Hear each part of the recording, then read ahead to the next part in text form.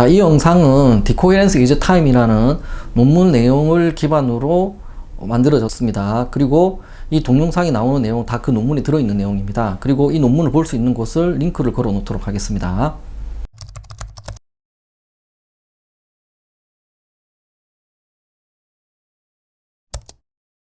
양자역학은 무엇을 연구하는 학문인가요?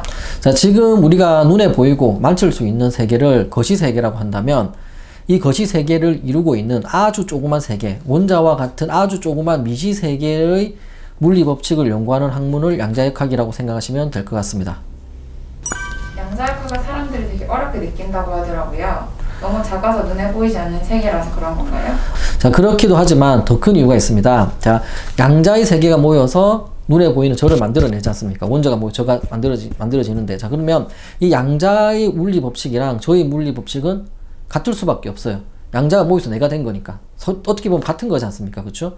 예를 들어서 금가루가 모이면 금을 만들어내지 금가루가 모여서 은을 만들어낼 수는 없지 않습니까? 그래서 당연히 과학자들은 이 거시세계 물리 법칙과 양자의 물리 법칙은 같을 수밖에 없다라고 당연히 생각했고, 당연히 그럴 수밖에 없습니다. 상식적으로 봤을 때. 자, 그래서 일단 첫 번째로 과학자들은 양자의 세계는 관찰하기 어렵기 때문에 거시세계를 관찰을 해서 거시세계가 어떻게 움직이는지를 대부분 밝혀냈습니다.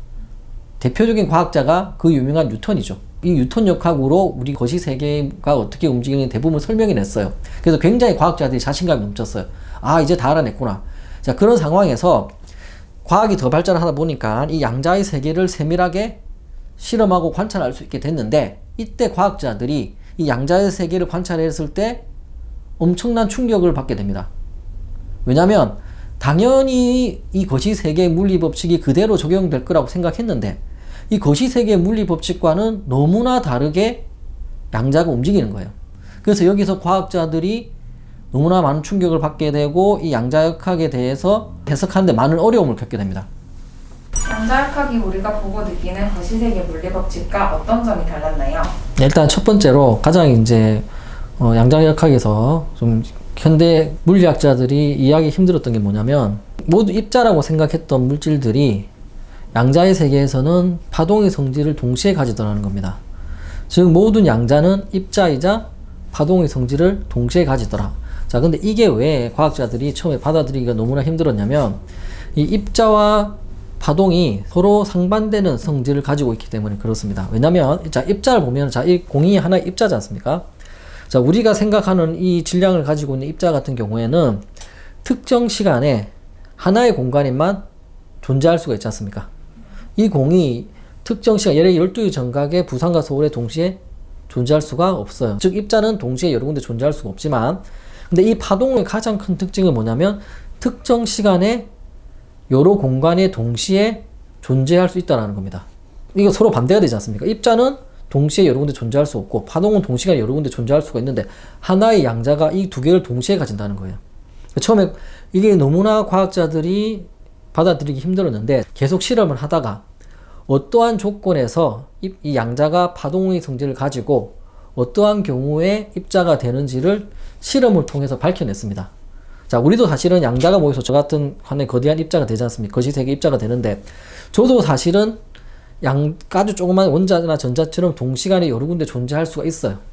하지만 저는 그 조건을 만족하지 못하기 때문에 파동의 성질이 아니라 입자인 특정 시간에 여러 군데 동시에 존재할 수가 없는 겁니다. 자, 그 조건이 뭐냐면, 자, 이 양자가, 이 하나가 입자라고 치면 이 입자가 자신을 제외한 우주의 어떤 물질과도 상호작용을 하면 안 된다라는 겁니다. 즉 얘를 누가 뭐 빛이 건드리든 뭐가 건드리든 간에 건드리는 순간 얘는 파동이 아니라 입자로 확정되어진다라고 생각하시면 돼요. 자, 근데 우리 같은 경우는 지금 상호작용을 하고 있지 않습니까? 그래서 상호작용을 하고 있기 때문에 동시간에 여러 군데 존재할 수가 없는 겁니다. 그리고 이 상호작용이라는 게 자신을 제외한 모든 것이기 때문에, 예를 들어 제 몸 자체가 상호작용으로 이루어져 있잖아요. 세포끼리 상호작용을 통해서 지금 제가 말동할 수 있는 거지 않습니까? 그 제 존재 자체가, 저 같은 거대한 거시세계에 있는 생물이라든지 거시대에 있는 물질들은 이 조그만 원자가 서로끼리 모인 거기 때문에 서로 상호작용을 하고 있다고 봐야 돼요. 그렇기 때문에 이 거시세계에 있는 우리들은 파동의 성질을 느낄 수가 사실은 없었던 겁니다. 자, 그리고 이 파동과 입자의 또 다른 차이점이 뭐냐면, 파동은 동시간에 여러 군데 존재하지 않습니까? 예를 들면 12시 정각에 부산과 서울에 동시에 존재하는 거예요.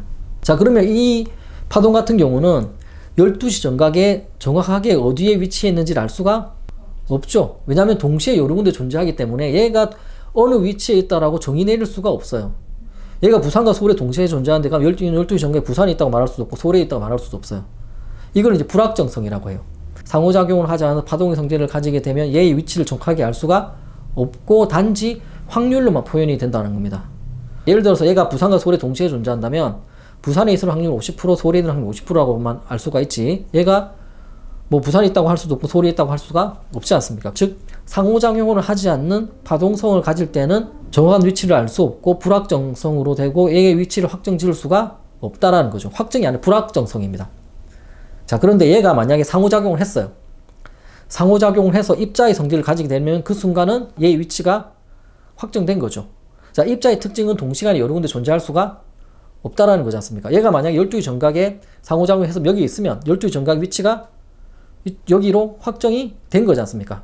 즉 파동과 입자의 가장 큰 차이점은 두 가지인데 첫 번째가 뭐냐? 파동은 동시간에 여러 군데 존재할 수가 있고 입자는 동시에 여러 군데 존재할 수가 없다. 그리고 동시에 여러 군데 존재하기 때문에 정확한 위치라는 있을 수 없고 위치가 확률만 표현이 되더라. 하지만 입자는 정확한 위치가 확정되어진다라는 겁니다. 자, 그런데 그 양자에서는 입자이자 파동이라고 했지 않습니까? 그렇죠. 자, 이걸 어떻게 알게 됐냐면 어떤 실험을 통해서 알게 됐는데 그게 굉장히 유명한 이중순리 실험이라는 게 있어요. 이거는 뭐 유튜브에 많이 나오는데 여기에 대해서는 유튜브 검색해보면 아시게 될 겁니다. 여기까지는 설명하지 않고 넘어가도록 하겠습니다. 그리고 두 번째로 거시 세계와 양자의 세계가 틀렸던 게 뭐냐면 자, 우리 거시 세계에서는 정보가 전달되려면 시간이 걸립니까? 안 걸립니까? 시간이 걸려요. 뭐 빛으로 통신을 광통신이라고 하지만 정보가 공간 이동해서 가야 되지 않습니까? 그래서 반드시 시간이라는 것이 필요해요.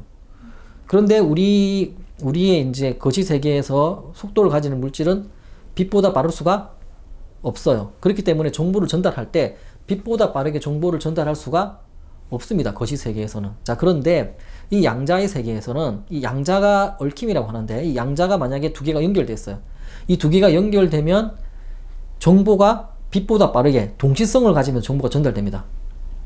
이 두 개가 만약에 양자 이 두 개가 얽혀져 있으면 이게 만약에 엄청나게 떨어져 있다 하더라도 여기에 정보가 결정되는 그 순간 여기에 정보가 결정되어 버립니다. 즉 양자는 정보가 전달되는데 시간이 걸리지 않고 동시성을 가지더라. 이것도 사실 이해하기가 힘든 거죠. 거시 세계에 있는 입장에서. 왜냐면은 여기에 대해서 아인슈타인이 반론을 제기한 논문 중에 하나가 EPR 논문이라고 있습니다. EPR 논문인데 거기서 주장하는 것 중에 여러 가지 있는데 그 중에 하나가 뭐냐면 아니 거시 세계에서는 빛보다 빠른 물질은 존재하지 않기 때문에 빛보다 빨리 정보가 전달될 수는 없는데 그런데 어떻게 양자의 세계에서는 정보가 동시에 전달되느냐? 이거는 양자역학이 틀렸다라고 아인슈타인이 반론을 제기한 게 있습니다. 하지만 실험에 의하면 안톤 자인글라는 그 실험 물리학자가 계속 실험했는데 이 양자 얽힘이 사실로 밝혀졌어요. 정보가 빛보다 빠른 정도가 아니라 동시성을 가지면서 전달이 되더라는 겁니다. 여기서 정보가 전달하는데 시간이 걸리지 않더라. 양자 얽힘의 세계에서는. 자, 그리고 세 번째 특징이 뭐냐면 자, 우리가 거시 세계에 있는 우리가 공간을 이동할 때는 중간 과정이 있어야 돼요? 없어야 돼요? 있어요. 내가 만약 여기서 일로 가려면 여기서 이렇게 가야 돼요. 중간 과정이라는 게 반드시 거시 세계는 필요한데 이 양자의 세계에서는 너무나 신기한 게 뭐냐면 공간을 뛰어넘어서 이동하더라는 겁니다. 중간 과정 없이. 자, 원자 내에서 전자의 궤도가 변할 때 어떻게 변하냐면 물론 여기 확률적으로 존재하지만 만약 여기 궤도에 존재하다가 이 궤도로 이동한다고 쳤을 때 이렇게 이동하는 게 아니라 여기에 있던 전자가 사라지면서 여기 나타나게 돼 있어요.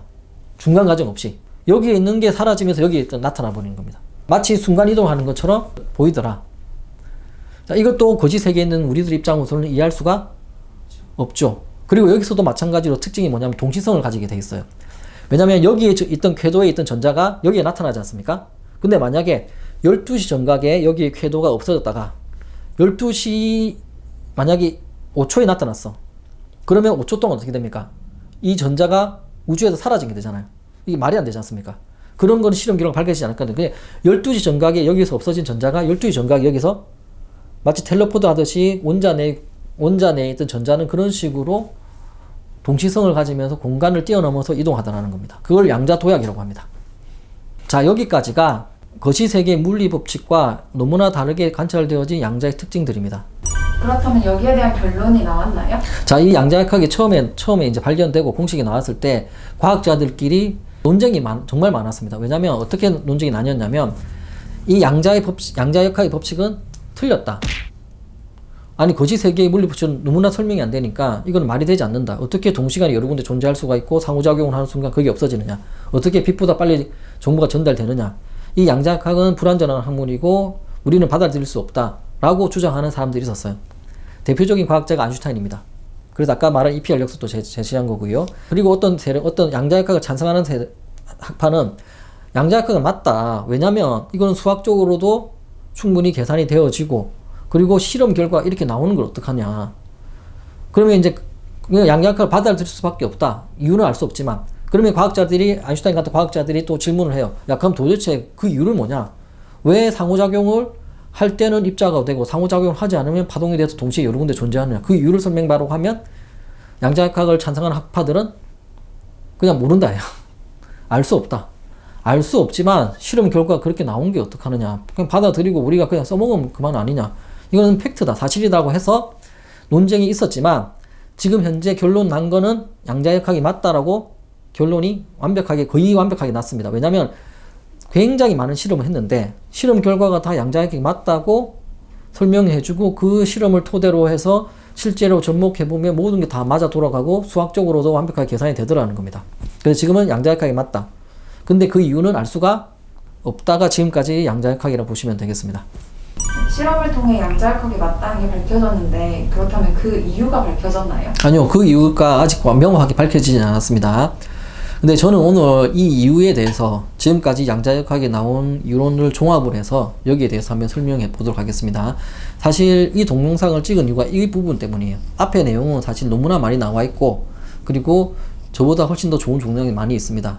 여기에 나오는 내용은 거의 뭐 이렇게 주장하는 사람 제가 아마 처음이지 않을까 싶은데 어쨌든 간에 여기에 대해 설명드리면 일단은 첫 번째로 거시세계의 물리법칙과 양자의 물리법칙은 너무나 달랐잖아요. 그렇죠? 근데 이걸 다시 한번 거시세계의 물리법칙과 미시세계의 물리법칙을 비교해서 다시 한번 설명해 드리면서 그 차이점이 무엇인지를 연구해 보도록 하겠습니다. 일단 거시세계에 사는 우리는 공간을 이동하기 위해서는 반드시 중간 과정이 필요하고 반드시 뭐가 필요하냐면 내가 만약에 부산에서 서울로 이동을 해야 돼요.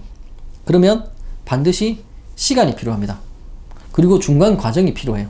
자, 그런데 이 양자의 세계에서는 전자가 궤도를 변할 때 시간이 걸리지 않고 중간 과정 자체가 아예 존재하지 않더라. 이런 특징이 있고 두 번째 특징이 뭐냐면 자, 우리가 정보를 전달하기 위해서는 내가 부산에서 서울로 어떤 정보를 전달하기 위해서는 또 시간이 걸려요, 안 걸려요? 시간이 분명히 걸립니다. 자, 그런데 이 양자의 세계에서는 부산에서 서울로 정보가 전달되는데 시간이 걸리지 않고 동시성을 가지면서 정보가 전달되더라는 겁니다. 그렇죠? 자, 이 두 개가 서로 굉장히 비슷해 보이지 않습니까? 양자는 공간을 이동하는데 시간이 걸리지도 않고 정보가 전달되는데 시간이 걸리지 않는데 우리는 반드시 시간이 필요하다는 거예요. 이게 엄청난 차이죠. 우리는 시간이 있어야 되고 얘는 시간이 없어도 된다. 시간이 없이 모든 게 이루어져요. 자, 그럼 이걸로 양자의 입자와 파동의 이중성을 설명할 수가 있습니다. 자, 양자가 12시 정각에 A 지점에 있다가 사라지면서 B 지점으로 12시 정각에 나타났어요. 양자 도약을 했습니다. 자, 그다음 이 양자는 12시 정각에 A 지점과 B 지점에 동시에 존재했다라고 볼 수가 있습니다. 즉, 공간을 이동하는데 시간이 걸리지 않는다면 특정 시간에 여러 공간이 존재했다라고 볼 수가 있는 겁니다. 다시 예를 들자면 12시 정각에 A 지점에 있던 전자가 시간이 흐르지 않는 상태에서 B 지점으로 이동을 했어요. B 지점에 도착했을 때도 12시입니다. 자, 그렇다면 이 양자는 12시 정각에 A 지점과 B 지점 사이에 모두 동시에 파동처럼 존재한 것처럼 보일 거예요. 자, 그리고 더 중요한 것은 뭐냐면 12시 정각에 이 전자의 정확한 위치를 알 수가 없어요. 왜냐면 12시 정각에 A 지점과 B 지점 사이에 있는 거는 100% 확실해요. 하지만 여기 있다고 할 수도 없고 여기 있다고 할 수도 없어요. 왜냐면 얘는 시간이 없는 상황이기 때문에 계속 이동할 수가 있는 겁니다. 그렇기 때문에 정확한 위치라는 것이 애시당초 존재하지 않고 그냥 이 사이에 100% 확률로 존재하는데 그럼 여기 있을 확률 몇 프로, 여기 있을 확률 몇 프로 이런 식으로밖에 표현이 될 수가 없다라는 겁니다. 즉 양자 얽힘과 양자 도약 그리고 동시간에 여러 공간이 존재하는 것 그리고 특정 시간에 어디에 위치하는지를 정확하게 알 수 없다는 불확정성은 모두 시간이 흐르지 않는다면 가능한 것이고 이것으로 모두 설명이 된다는 겁니다. 즉 양자의 세계는 시간이 흐르지 않는 세계다. 그렇기 때문에 양자 도약도 생길 수가 있고 양자 얽힘도 생길 수가 있고 동시간에 여러 군데 존재할 수 있고 그렇기 때문에 특정 시간이 어디 위치인지 알 수 없다. 즉 모든 것은 동시성을 가진다라는 겁니다. 자 그런데 여기서 중요한 게 우리는 시간이 흐릅니까 안 흐릅니까? 우리는 시간이 존재해요. 우리는. 왜냐면 뭐든지 할지 시간이 필요해. 내가 부산에서 서울 갈 때 시간이 흘러야 됩니다. 내가 부산에서 서울로 정보를 전달하기 위해서도 시간이 흘러야 돼요. 자 내가 공간을 이동하기 위해서 시간이 필요하기 때문에 동시에 서울과 부산에 존재할 수가 없는 거예요. 만약에 내가 부산에서 12시 정각에 출발해서 12시 정각에 서울에 이동할 수가 있어. 그럼 나는 12시 정각에 부산과 서울에 동시에 존재할 수 있다고 말할 수 있지만 난 그럴 수 없는 이유가 뭐냐면 나는 공간을 이동할 때 시간이 걸리기 때문에 시간이 흘러가 버리기 때문에 12시는 과거가 돼버렸단 말이에요. 그래서 12시 정각에 특정 시간에 동시에 여러 군데 존재할 수가 없는 겁니다. 양자 세계에서는 시간이 없고 흐르지 않는다고 하셨는데 여기에 대해서 다시 한번 설명해 주시면 안 될까요? 이 양자 중력학이라는 게 있는데 이 양자 중력학을 연구하는 물리학자들이 이미 주장하고 있는 내용입니다. 대표적인 물리학자가 까를로 로벨리라는 분이 계신데 이분이 쓴 책의 제목이 뭐냐면 시간이 흐르지 않는다라는 거예요. 책 제목이. 그리고 만약 시간이 존재하지 않는다면이라는 겁니다. 그 책 주제가 그거예요. 시간은 존재하지 않는다. 미시세계에서는. 그리고 이분 책에는 뭐라고 나오냐면 미시세계를 설명하는 방정식에서 시간이라는 변수를 넣으면 방정식이 성립하지 않더라. 아 미시세계에서는 시간이라는 게 흐르지 않고 존재하지 않는다라고 이분 책에서 이미 주장을 하고 있습니다. 자 그리고 미시세계에서는 시간이라는 것이 흐르지 않는다고 했지 않습니까?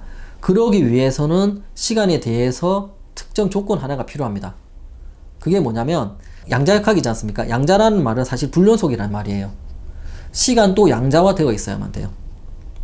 시간이 만약에 연속적으로 흐른다면 시간이 흐르지 않는 단계는 존재할 수가 없습니다. 하지만 시간도 양자화 되어 있고 불연속적이라면 시간이 존재하지 않는 단계는 반드시 존재할 수밖에 없어요. 자 그러면 시간이 연속적이라는 말은 무슨 말이냐면 1초와 1초 사이에 무한대로 많은 시간이 있다는 말입니다. 이렇게 흘러가는 거죠. 이렇게. 자 그런데 시간이 불연속적이라는 말은 1초와 1초 사이에 무한대의 시간이 있는 것이 아니라 더 이상 쪼갤 수 없는 시간이 존재한다는 거예요. 시간이 최소 단위가 존재한다는 겁니다. 자 그러면 시간이 어떻게 흘러가느냐? 시간이 이렇게 흘러가는 것이 아니라 사실은 이렇게 가다가 계단 형식으로 불연속적으로 간다는 겁니다. 자 그럼 이렇게 시간이 불연속적이라면 시간이 흐르지 않는 단계가 존재할 수밖에는 없어요. 마치 TV 속 동영상과 마찬가지예요.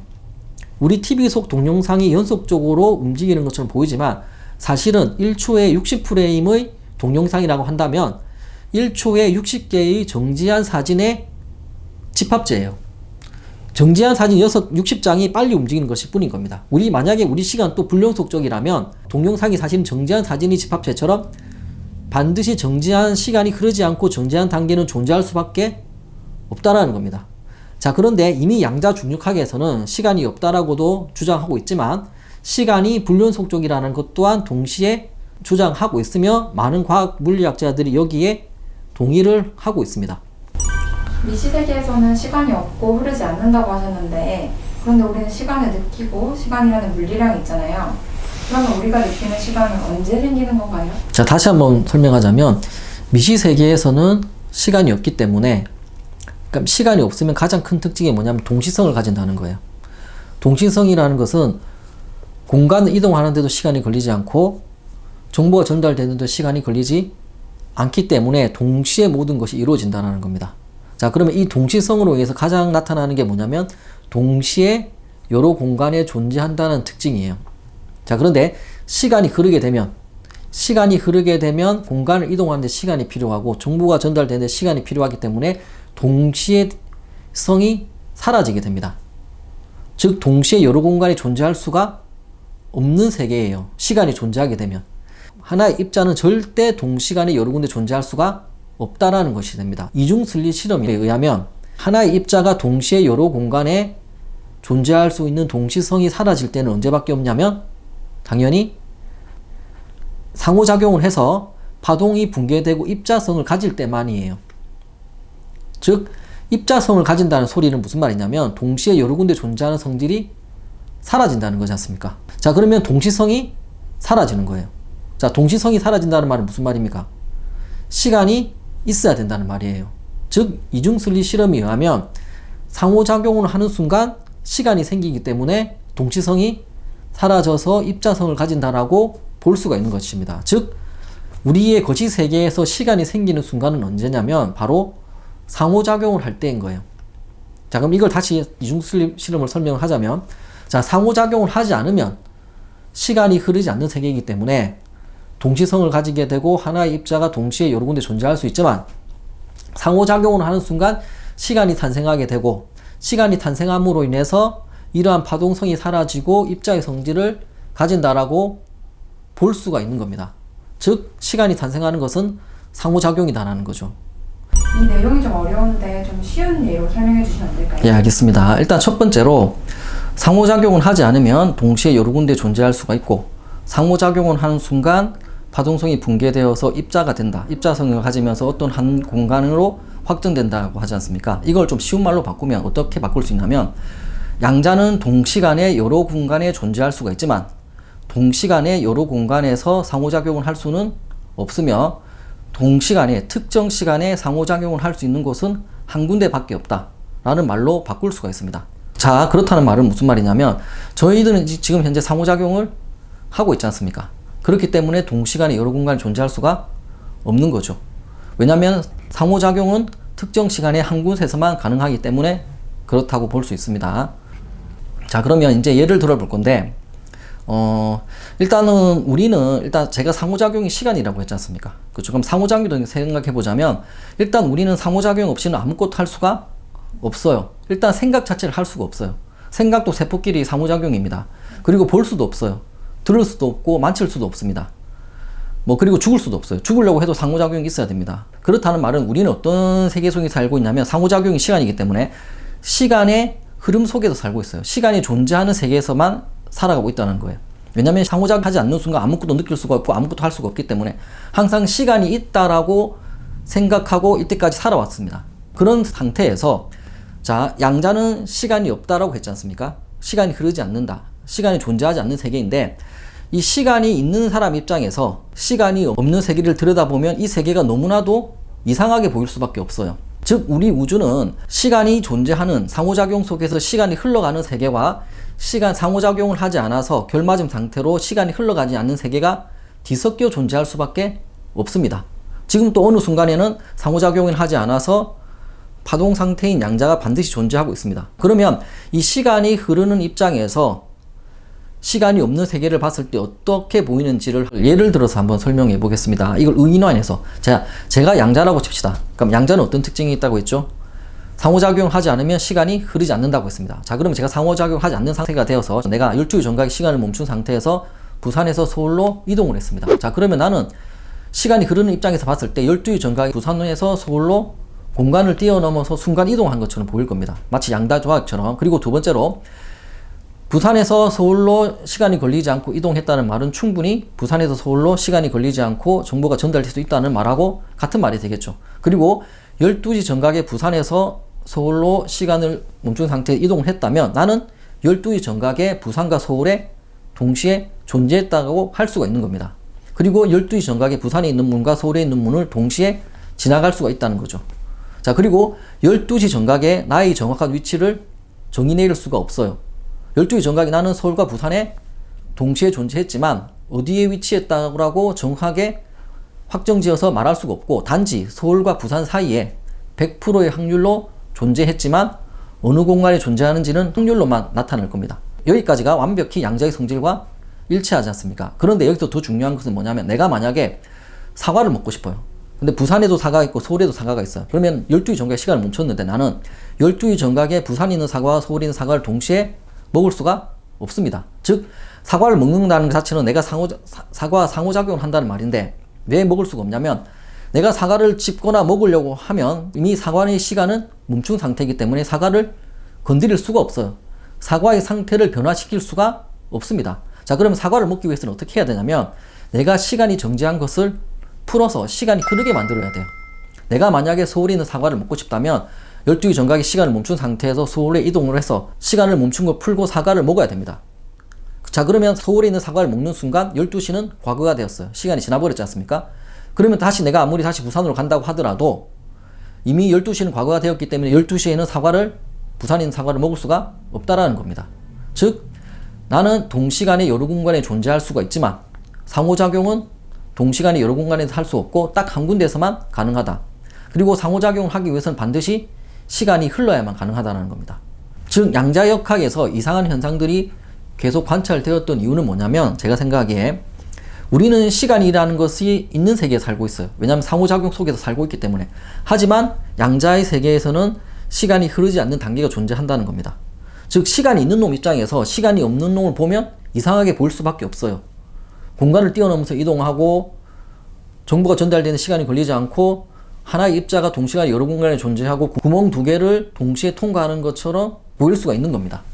앞에서 EPR 역설에 대해서는 말씀해 주셨는데 거기에 대해서 다시 한번 설명해 주시면 될까요? 자, 이거는 EPR 역설이라는 것은 아인슈타인이 양자역학이 불완전하다는 것을 사람들이 알리기 위해 제시한 논문입니다. 여러 가지 내용이 있지만 그 중에 한 개가 뭐냐면 양자역학에서는 정보가 동시간에 결정이 된다고 했지 않습니까? 여기에 정보가 결정되면 아무리 멀리 떨어져 있어도 동시간에 정보가 전달이 됩니다. 자, 그런데 아인슈타인이 상대성 이론에 의하면 빛보다 빠른 속도는 존재할 수가 없어요.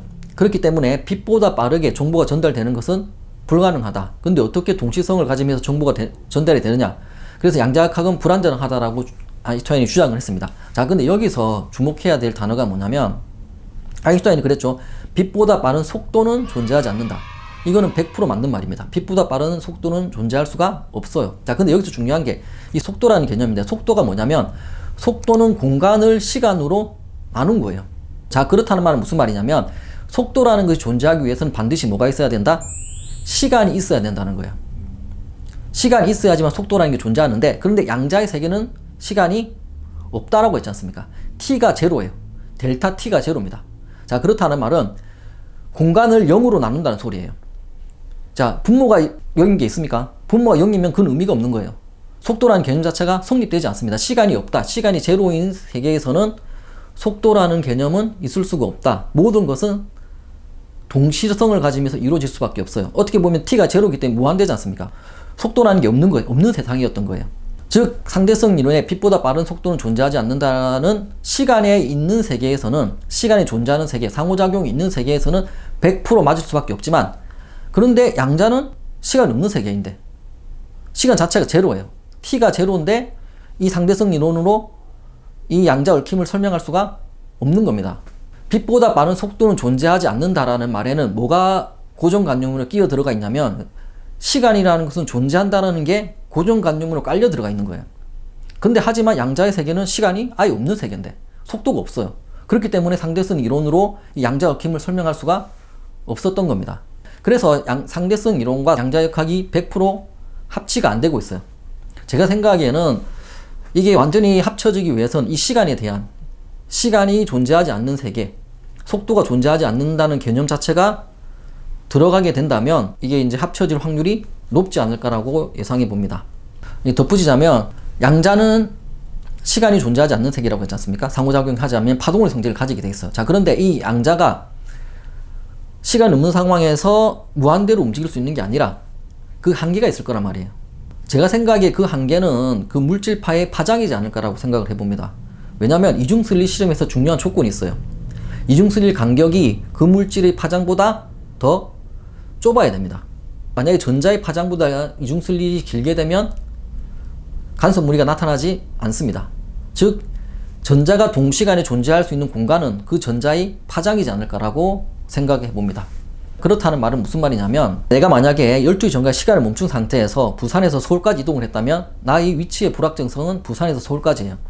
내가 시간이 흐르지 않는 12시 전각에 부산에서 대구까지 이동만 했다면 나의 위치의 불확정성은 부산과 대구 사이가 되는 겁니다. 즉, 시간이 흐르지 않을 때 그 물체가 존재하는 공간만큼 보다 더 정확하게 위치를 측정할 방법은 없다. 그게 바로 파장인데 제가 생각하기에는. 그렇다면 파장의 길이보다 더 정확하게 그 물질의 정확한 위치를 알 방법이라는 것은 애시장초 존재하지 않을 거라고 저는 생각을 합니다.